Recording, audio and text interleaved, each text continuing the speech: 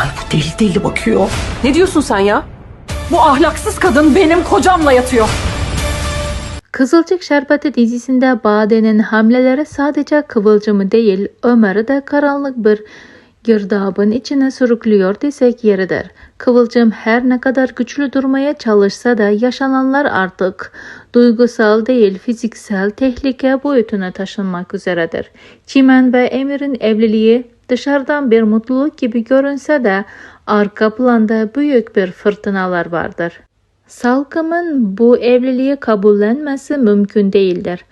Açık çatışma yerine ince psikolojik oyunlara yönelmesi Çimen'i adım adım yalnızlaştıracak. Bu savaş Doğa Pembe çatışmasından bile daha sert olabilir. Kıvılcım içinse sınavlar bitmiyordur. Bebeklerin karışması gerçeği Ömer'le arasında kopmayan bir bağın net kanıtı oluyor. Ancak bu yaklaşma Bade'yi tetikliyor.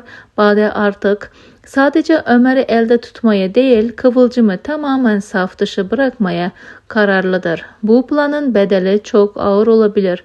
Bade'nin zamanla yarışması izleyiciyi her ne zaman patlayacak sorunu sorduruyordur.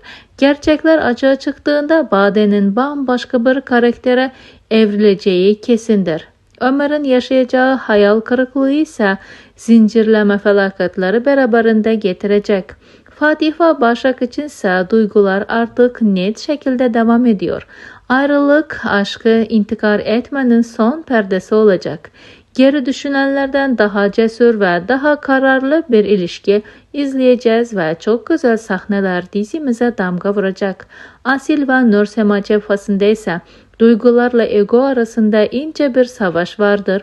İlhami'nin bu denkleme beklenmedik bir karakterle dahil olması Nursema'nın tüm planlarını tersine çevirebilir. Özellikle Nilay ihtimali dizinin en sürpriz eşleşmelerinden biri olabilir.